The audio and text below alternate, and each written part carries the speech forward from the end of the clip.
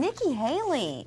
What's going on? You spoke with her yesterday in New York. Tell us about that. I did, and thank you so much for transitioning to that, so I can get some more airtime. It's all about the airtime. That's right. FaceTime. That's right. Nikki Haley, the U.S. ambassador to the United Nations, spoke with her one-on-one in New York. The one and only, by the way, was there in the room, clamoring, I believe, for a picture with Nikki Haley. No, I don't know about clamoring. I think you got it. I think you all got it. We did get that. We'll have to put that up at some point. But so Juan was there. Oh, but Nikki Haley was there too. Right. And I got to tell you, it was a fascinating discussion because she is a straight shooter, and she made quite a bit of news during our interview because I asked her about the Jerusalem embassy. She got out a bit in front of the president on this, talked to her about the Western Wall. Wait till you see what she says about that.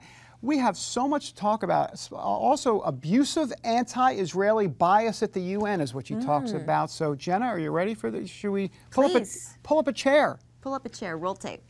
Roll tape. Ask you about Russia. People, how it plays in Peoria or in South Carolina. I mean, people, just regular old people, just want to know, should we be concerned? You know, what is your sense? Are they dangerous? Are they a wild card? What are we to make of exactly our relationship with Russia and Russia specifically? I think it depends on the issue. So I think that what you should assume is that we should always look out for the United States first and do everything we can to secure and protect American citizens. Having said that, Russia has not been very friendly with us on certain things. We've disagreed on Syria, we've disagreed on Ukraine, we've disagreed on certain other resolutions and issues, but we do agree on ISIS, and we do agree on how we're going to counter ISIS. And so we're trying to take a foothold with them on that. We're trying to give them an out from Assad in Syria. We'd like to see them not be so close with Iran. So there's some work to do when it comes to Russia. But there is that one place that we can start working with them, and that's on how we counter ISIS. This latest stuff that's been in the news about the president and Russia and some of this classified material that's been out there. What is your take on that? How hard is this to navigate at the UN when you have stories like this coming from the Washington Post? What's been your reaction to something like that? Typically, the international community has not talked with me about domestic issues. Now, certainly it's a little fresh, so we'll see what happens with this issue and how it plays out. You know, the one thing we want to make sure of is that, if there was some sort of abuse of classified information, that's serious. But going by what General McMaster has said, he doesn't believe that has happened, and we'll have to wait and see. Let me ask you about Israel. What's been, I'm just going to say the word, the bias here at the United Nations as it relates to Israel. You've been outspoken about this, that it's just been, you've been flabbergasted. I'll let you explain it. Explain the bias towards Israel at this body. It's been abusive. Like, it really has. I was floored when I got here at how biased they were against Israel, on the smallest things to the biggest things. It was almost like the UN community just bullied Israel, and Israel was trying to fight back, but nobody had their back, and that was the sad part. And I think it all started with the resolution 2334 when we saw that pass. Americans were kicked in the gut. We didn't understand how we could do that with such a close ally. And then when I got here, to see how they so easily knocked Israel around, I got mad. It was just unacceptable. And so what I did was I just called them out.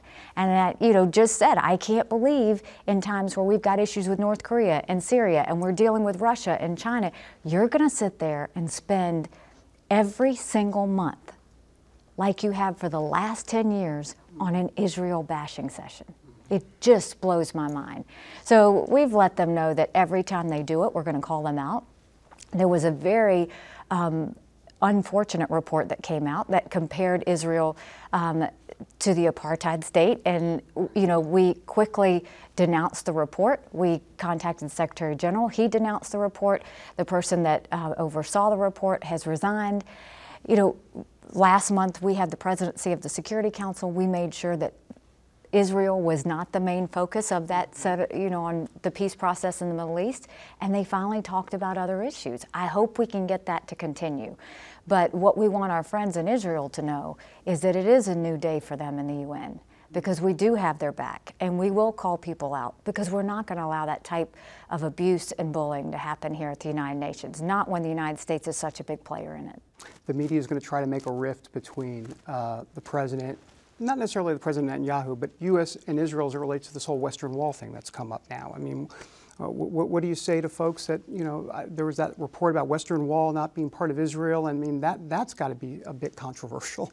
You know, I don't know what the policy of the administration is, but I believe the Western Wall is part of Israel. And I think that that's how, you know, we've always seen it, and that's how we should pursue it. I'm not real sure what happened with that issue, but I know that they're trying to fix that and get that taken care of. But, you know, we've always thought that the Western Wall was part of Israel. How tricky is it for this president when he goes overseas to be over in Israel to you know, as it relates to this two-state solution we hear so much about? Is there hope? What is your sense? People have tried this, past presidents have tried this for decades and decades. And this president's determined to try and find a peace process between the Palestinians and the Israelis. And look, I think he's going in genuinely. I think he really wants to see it happen. I think both sides have shown a willingness to come to the table and negotiate. That's a great start. You know, we're already ahead of the game if we can have both of them say, okay, we're ready for talks. Now I think what you're going to see the president do is just be a mediator. At the end of the day, it will be the Palestinians and the Israelis that decide what that peace process looks like. I think the United States is just going to support them through that. Real fascinating conversation with Nikki Haley. So fascinating that I got a second slice of pizza after that interview. Did you? Oh yeah, I said, this is so good I have to have another slice. She used some strong language in there. One of the words abusive in terms of the relationship with Israel. She did, and also on Israel, we didn't include it in, we put it on the 700 Club this morning. We didn't put it in this piece, but she talked about the Jerusalem embassy. And she said, well, of course the embassy, the U.S. embassy should be moved to Jerusalem from Tel Aviv. Well, the president hasn't said that, so she's a bit out in front of the president on this because he obviously hasn't made that decision. Of course, the president will travel next week, or actually later this week, to Saudi Arabia and Jerusalem and Rome, and so there will be a decision point coming in Jerusalem next week. We'll see what he decides to do.